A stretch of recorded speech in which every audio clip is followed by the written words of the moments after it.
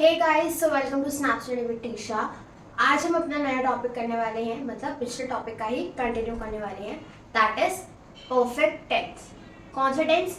Perfect tense. Perfect का मतलब क्या होता है? जो बिल्कुल परफेक्ट है। क्या बोला तूने? परफेक्ट का मतलब क्या होता है? जो बिल्कुल परफेक्ट है ना? बिल्कुल ओके की रिपोर्ट है। अगर हम परफेक्ट टेंस की बात करते हैं तो यहाँ पे कहने का क्या मतलब है कि हमारा एक्शन, हमारा किया गया काम खत्म हो चुका है। खत्म हो चुका है, बिल्कुल खत्म। ठीक है, तो परफेक्ट टेंस का मतलब क्या होता है कि the action has been completed. Action has been completed.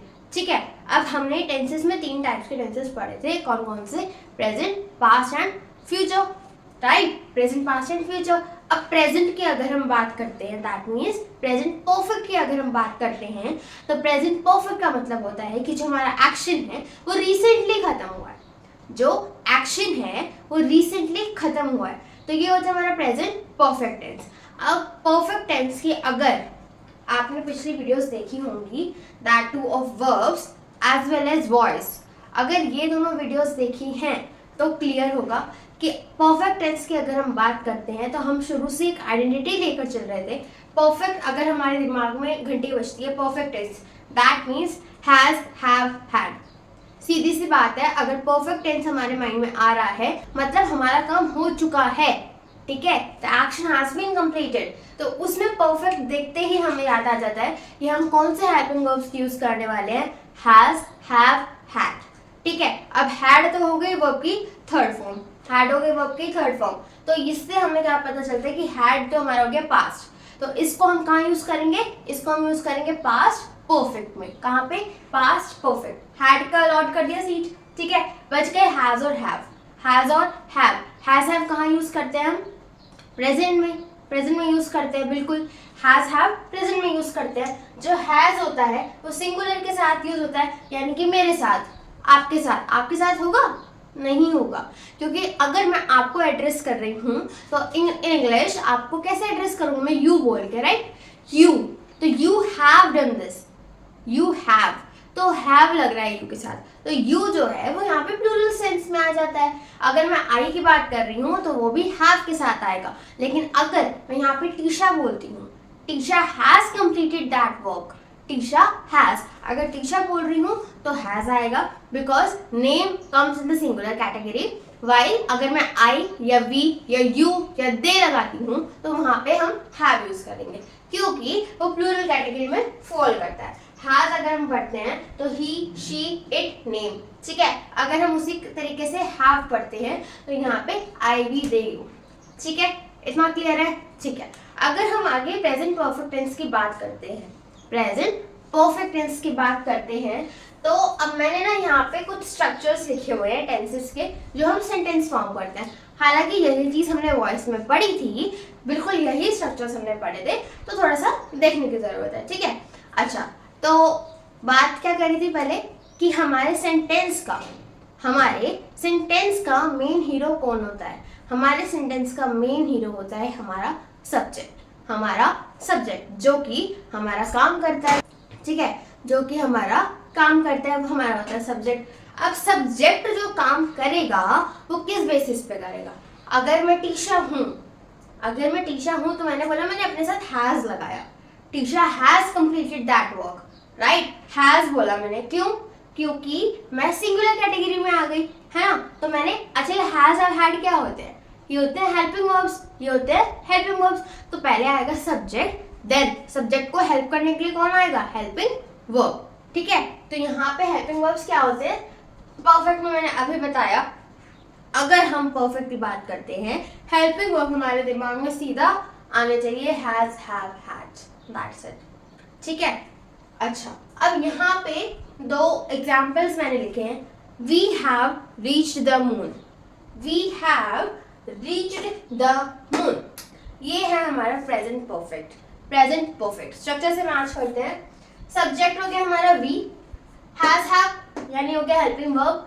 अगर आप परफेक्ट टेंस की बात करते हो, बेशक आप प्रेजेंट की बात करो, बेशक आप पास्ट की बात करो या आप फ्यूचर की बात करो, तो उसमें वर्ब की थर्ड फॉर्म ही यूज होगी, क्योंकि हमने बोला कि हमारा एक्शन कंप्लीट हो चुका है। अब हमें नहीं मतलब, एक्शन कंप्लीट हो चुका है, हमारा काम हो चुका है। तो यहाँ पे जो हम वर्ब की फॉर्म यूज करेंगे that will be of third form. ठीक है, जो हम वर्ब की फॉर्म यूज करेंगे वो कौन सी होगी? थर्ड फॉर्म होगी। ठीक है, इतना क्लियर है? ठीक है, तो यहाँ पे जो मैंने रीच्ड लगाया, मैंने रीच्ड नहीं लिखा, मैंने ईडी भी लगाया। क्यों? क्योंकि हम परफेक्ट की बात कर रहे हैं, हमारा काम हो चुका है, हम उन पे पहुंच चुके हैं ऑलरेडी। ठीक है, तो यहाँ पे हमने वर्ब की थर्ड फॉर्म यूज करी है। ठीक है, ओके। अब ये सेंटेंस तो ठीक है, लेकिन अगर मैं दूसरे सेंटेंस को देखती हूँ, जैसे कि we have reached the moon on 22 October 2008। Sentence तो वही है, लेकिन मैंने इसके आगे टिक और इसके आगे क्रॉस क्यों लगा रखा है? अगर पिछली वीडियो नहीं देखी, have a look at that right now, क्योंकि उसके अंदर एक्सप्लेन किया गया है past indefinite tense. Past indefinite tense, past indefinite tense कब यूज करते हैं? जब हमें सेंटेंस गिवन है कुछ पास्ट, एक स्पेसिफिक डेट का, पिछली डेट्स का। अब 2008 की बात हो रही है, अभी की बात तो हो नहीं रही है, कितने साल पुरानी बात हो रही है ना? तो ये क्या है? पिछली डेट है, पास्ट की डेट है, तो यहाँ पे हम परफेक्ट यूज नहीं करेंगे। अगर हमारा सिर्फ काम यहाँ तक खत्म हो चुका होता तो हम यहाँ पे परफेक्ट यूज करते, प्रेजेंट परफेक्ट। लेकिन अगर यहाँ पे ये लाइन आ गई है 22 अक्टूबर 2008, तो यहाँ पे हम पास्ट इंडेफिनिट यूज करेंगे। पास्ट इंडेफिनिट कैसे यूज करेंगे? हम यहाँ पे हैव नहीं लगाएंगे। We reached the moon on 22 October 2008, तो यहाँ पर हम क्या यूज करेंगे? पास्ट इंडेफिनिट टेंस, ना कि present perfect tense. I hope इतना क्लियर होगा। ठीक है, तो अभी हमने क्या क्या पढ़ा? अभी हमने मेनली पास्ट परफेक्ट की बात करी है, इन एडिशन पास्ट इंडेफिनिट की भी बात कर ली है दोबारा से। ठीक है, अब ये कुछ वर्ड्स होते हैं जो हम सिर्फ परफेक्ट टेंस में यूज करते हैं। जैसे हैज अब हैड से हमें पता लग जाता है कि परफेक्ट टेंस की बात हो रही है, लग जाता है। उसी तरीके से कुछ वर्ड्स होते हैं जिनसे हमें पता लग जाता है कि हाँ अब भी परफेक्ट टेंस की ही बात हो रही है। जैसे यूजुअली, रिसेंटली, ऑलरेडी, येट, सो फार। ये कौन से वर्ड्स हैं? ये ऐसे वर्ड्स हैं जिनसे हमें पता लग जाता है कि एक्शन कंप्लीट हो चुका है। ठीक है, या हम परफेक्ट टेंस की बात कर रहे हैं। सिंपल सा लॉजिक है। ठीक है, अच्छा, अब जो इसमें येट एक वर्ड है, जो येट वर्ड है वो नेगेटिव सेंस में यूज होता है। अब जो मैंने अभी वर्ड्स बोले, यूजुअली, ऑलरेडी, सो फार, ये नॉर्मली तो परफेक्ट टेंस में यूज होते हैं, लेकिन अगर हम येट की बात करते हैं तो वो परफेक्ट में ही यूज होता है। कौन से परफेक्ट में? प्रेजेंट परफेक्ट में। सिर्फ प्रेजेंट परफेक्ट में यूज होता है, और वो भी नेगेटिव सेंस में, वो भी नेगेटिव सेंस में।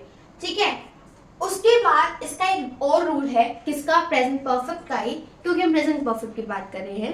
तो इसमें दूसरा रूल कहता है कि सिंस की बात कर रहे हैं हम अभी। ठीक है, सिंस की, तो जब हम सिंस यूज करते हैं उसका एक स्ट्रक्चर होता है। आप सिंस को ऐसे नहीं लगा सकते अपनी मनचाही।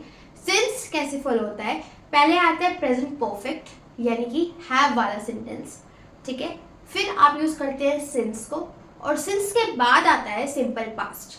सिंस के बाद आता है सिंपल पास्ट टेंस। ठीक है, जैसे कि I haven't seen him.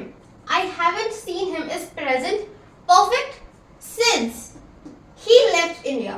He left India is of simple past tense. ठीक है, तो पहले perfect, कौन सा? present perfect, then since and then simple past. ठीक है, I haven't seen him, मैंने उसे नहीं देखा जब से उसने इंडिया छोड़ा है।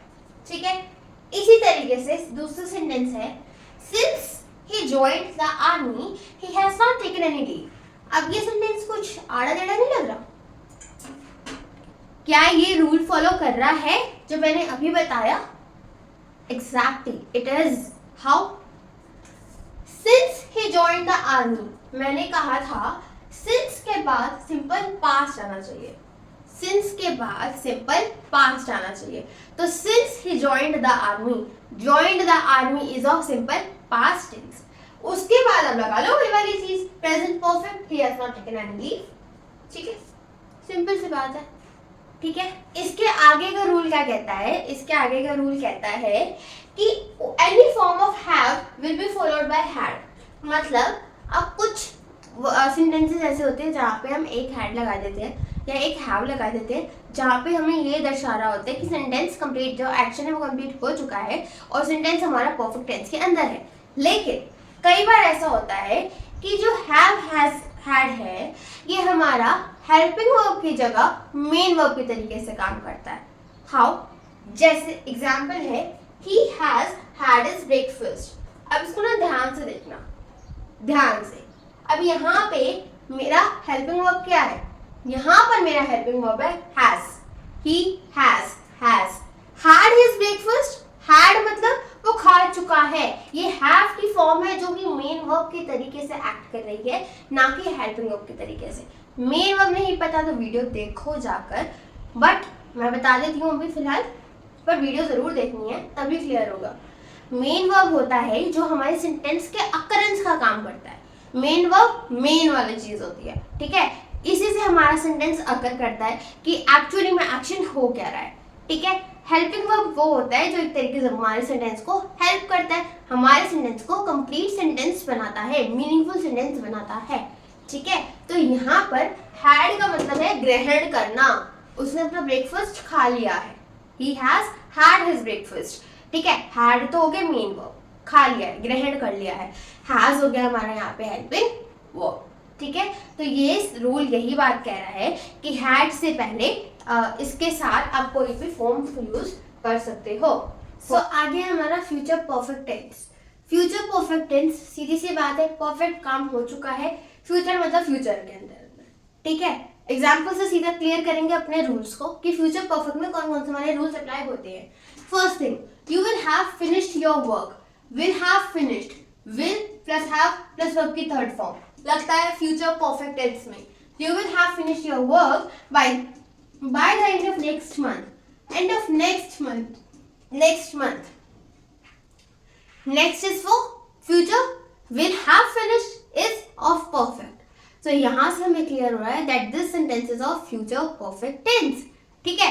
अगला sentence, by the time I reach the station the train will have left. जब तक मैं स्टेशन पहुंचूंगा ट्रेन जा चुकी होगी। अब यहाँ पर देखो, यहाँ प्रेजेंट इंडेफिनिट यूज हो रहा है, while बाय द टाइम के साथ दूसरे सेंटेंस में फ्यूचर परफेक्ट यूज हो रहा है। इसी तरीके से पीछे भी हमने बाय द टाइम यूज किया था, बट उसमें क्या था, by the time I reached the station, that is a past indefinite, उसके साथ हमने लगाया था द ट्रेन हैड लेफ्ट। अगर आप पास्ट इंडेफिनिट यूज कर रहे हो जैसे कि अभी किया, by the time I reached the station, reached past indefinite, तो उसके साथ आप क्या यूज करोगे, पास्ट परफेक्ट।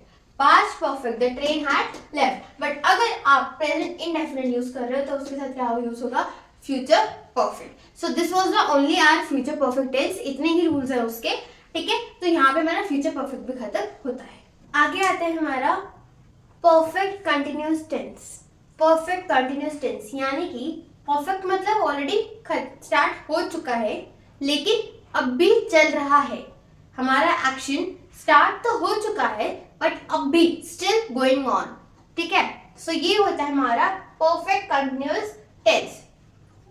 सो फिलहाल हम प्रेजेंट परफेक्ट कंटिन्यूअस की बात कर रहे हैं, ठीक है। जैसे कि example is I have been living in Delhi for 5 years। मैं 5 साल मुझे हो चुके हैं दिल्ली में रहते रहते और अभी मैं रह रही हूं, यानी कि एक्शन ऑलरेडी शुरू हो चुका है but it's still going on, ठीक है। So I have been living in Delhi for 5 years। अब यहाँ पे हमें प्रेजेंट परफेक्ट कंटिन्यूअस में क्या याद रखना है, हमको बेसिकली 2 चीजें याद रखनी है। एक फॉर का यूज कैसे करते हैं, दूसरा सिंस का यूज कैसे करते हैं, ठीक है। तो हम फॉर और सिंस का यूज देखेंगे। जो फॉर होता है वो पीरियड ऑफ टाइम के लिए होता है, जो फॉर होता है वो पीरियड ऑफ टाइम के लिए होता है, जैसे 2 साल, 5 साल, 6 साल, जैसे अभी बोला फॉर 5 years। यहाँ पे हम सिंस यूज नहीं करेंगे क्योंकि यहाँ पे एक पीरियड बता रहा है, इतना ड्यूरेशन है, 3 weeks, 2 months, 2 hours, last 2 years, ये होता है हमारा फॉर का यूज। While अगर हम सिंस की बात करते हैं तो वो एक पॉइंट ऑफ टाइम बताता है, वो पर्टिकुलर टाइम बताता है, from the sins the beginning, since last year, ठीक है, since 7 PM, since the beginning, since Monday. तो वो एक पॉइंट ऑफ टाइम बताता है कि कब से हो रहा है। तो since is for point of time, while for is for period of time, ठीक है।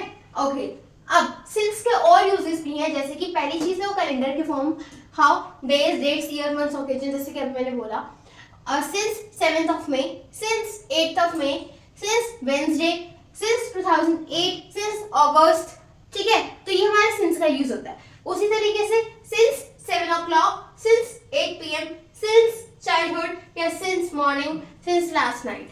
ठीक है, तो ये होता है हमारे फॉर और सिंस का यूज। इनमें बिल्कुल कंफ्यूज नहीं होना है क्योंकि हमने इसमें सिर्फ और सिर्फ यही यूज करना है। आगे आता है हमारा past perfect continuous tense as well as future perfect continuous tense.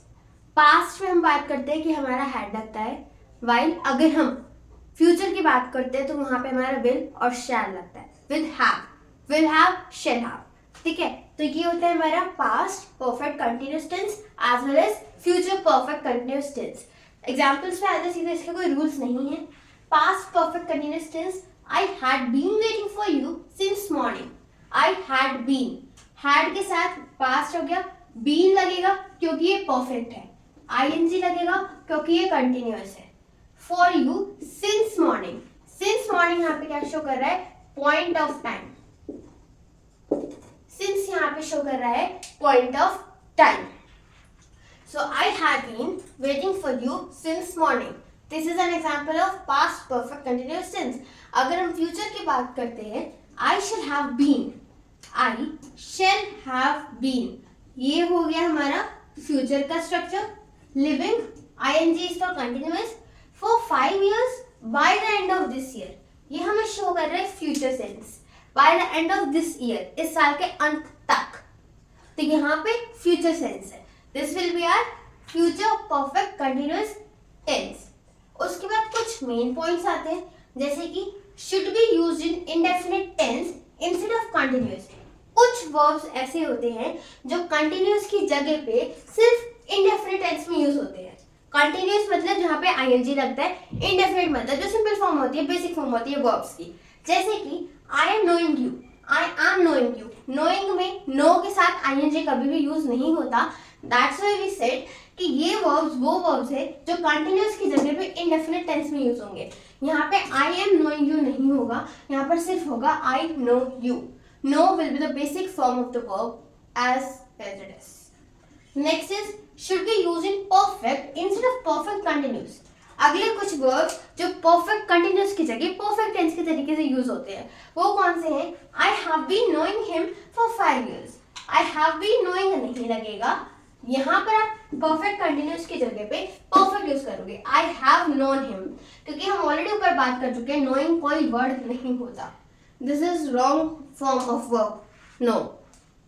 उसके बाद फॉर और सिंस दोनों ही सेंटेंसेस, दोनों ही टेंसेस में यूज होता है। That is perfect as well as perfect continuous. जैसे कि I have been living in Delhi for 5 years, this is perfect continuous, and I had known him for 5 years, this is perfect. So दोनों तरीके से ही हमारे sentences ठीक है, perfect continuous भी और परफेक्ट भी। उसके बाद होता है for is used in indefinite tense too. For को हम इंडेफिनिट टेंसेस में भी यूज करते हैं। इंडेफिनिट टेंस मतलब सिंपल सेंटेंसेस। हाउ? जैसे कि I study for 6 hours daily, I study for 6 hours daily। तो यहाँ पे जो फॉर है वो इंडेफिनिट टेंस की तरीके से यूज हो रहा है। So this is all for today. Thank you. Like, share and subscribe and comment all your queries. Thank you.